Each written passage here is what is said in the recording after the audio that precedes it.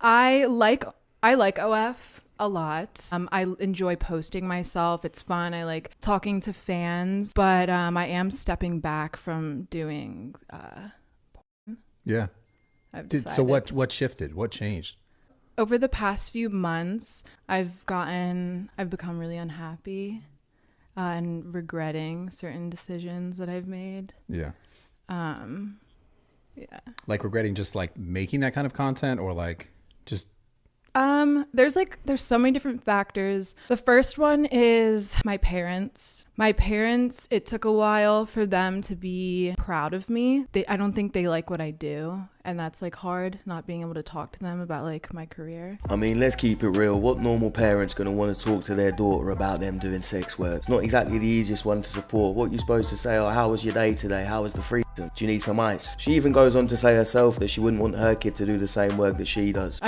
Yeah, it makes sense. I can see. I personally wouldn't want my child to get into work. Yeah. I've been blessed. I haven't had too many bad experiences working with other people, but I think that's a rarity. I think a lot of girls in the industry do have bad experiences, and so that's why I wouldn't want my child to become involved with it. And like she's about to say, this also affects their relationship with sex in real life. I don't have sex in my free life, but like in my like actual day-to-day life or anything. Really? Like with normal people, no. Any sex that I have is on camera, and it's not that much. Like people, it's weird because the internet thinks that I'm like crazy and I'm out like fucking everyone, but I really don't have sex that often at all. Yeah, unless you're at this performing. Mm-hmm, yeah.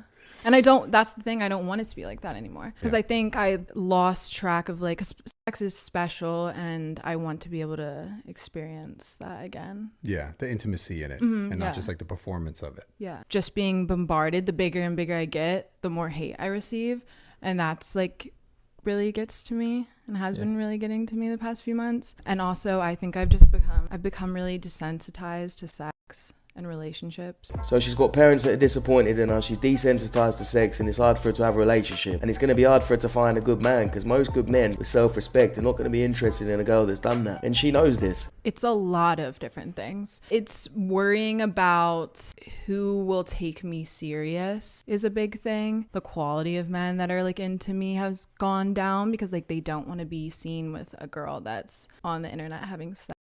So that's been hard. Do you think they're wrong for that, or does that make sense to you? I don't think they're wrong at all. I don't think there's anything wrong with not wanting to be with someone that has done porn.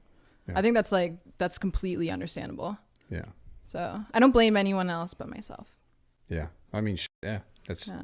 I've had other conversations for sure that definitely went in a different direction, where it's like, you should just accept it, you know? No. But I'm realistic. Like, I'm not going to sit here and be like, you should take me just as serious. Like, I understand why it would put people off. Like, I fully understand. Yeah. Now that she got respect for her for not acting like the victim or blaming anybody else or saying it's men's fault, she's saying it's all my fault, which isn't what a lot of other girls in her line of work have done.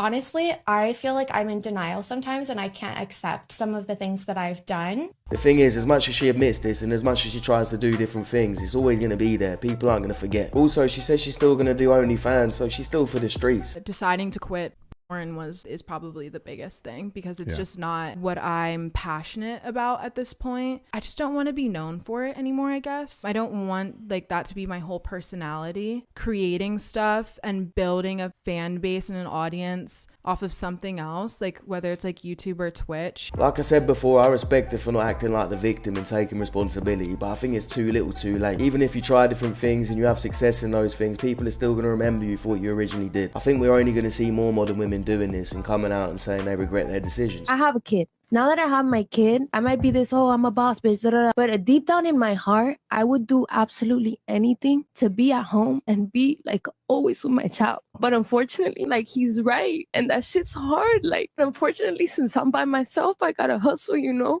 Yeah. But I would do anything to have a man. I wasted 10 years on feminism and woke culture. And there was aspects of, you know, you can be independent. You don't need a man and all of that New York woke bullshit that really happens. When did you realize that it was a lie? Honestly, probably like a year ago. A year ago. That's the problem. What made you like realize? And it's interesting. Like I started really listening to Andrew Tate's like long form content. Yeah. Nice. and understanding truly what he meant. Yeah. And it really changed everything for me Okay. and how I viewed men and women and relationships. And my mom raised me to go, never cook for any man. You're going to be successful. You're not going to have kids until you're in your 30s or 40s. You're always going to take care of yourself first, because this is what she wanted for herself. Right. And she filled me with all of this. And I was like, this is what I want. I am not going to cook for any man. I'm going to be a feminist. And it wasn't really what I wanted. I didn't want, it's so fucking hard, right? In this like Me Too movement, whatever. But like, I don't want to be equal, the same as my man. I think that there is a man and there is a woman. And I think that's okay. We don't do the same things and we don't serve the same function in a household. But I didn't really know myself well enough to know that I am much more traditional, I realized, than I wanted to be cooler than I am. It's a mistake. I lived quite a feminist lifestyle for quite some time. What do you mean you lived a feminist lifestyle? I'm independent financially and all of those things, and I kind of pursued my career for a really long time. I pursued my academics for a really long time. I really appreciate all of that. I think as you get older, you realize how unfulfilling all of those things are, and when you're sold that dream for a really long time, you're so convinced that that can't wait, and you're so convinced that marriage, kids, and becoming all of those things that are more traditional can wait, and really biologically it's the other way around. What is your opinion on modern day feminism? Because I think it is one of the most harmful things to women. Also, how do we combat that along with harmful views on men? We're teaching our men to not be masculine. And I'm not a big fan of feminism in any form. I think that feminism from the very beginning was anti-family. But even the early feminists, if you look at the things they were saying about the family, they were not big fans of it. And they saw it as a patriarchal, oppressive institution. And so I think that feminism has, from the very beginning, been an attack on the family. And it's just that as it has lingered on, like a cancer, the cancer has spread and gotten more malignant. And so that's what we're experiencing today. There are some feminists, I think a small minority, who are realizing that all the trans stuff and the gender theory stuff is completely undermining everything they've worked for the past 100 years, even though most of what they worked for is pretty terrible in and of itself. If I were to look for like one bright spot, it might be there. But I just don't know if those feminists tend to be shouted down and ripped to shreds pretty quickly. So I just wanted to end on some kind of positive note. That's as far as I could get.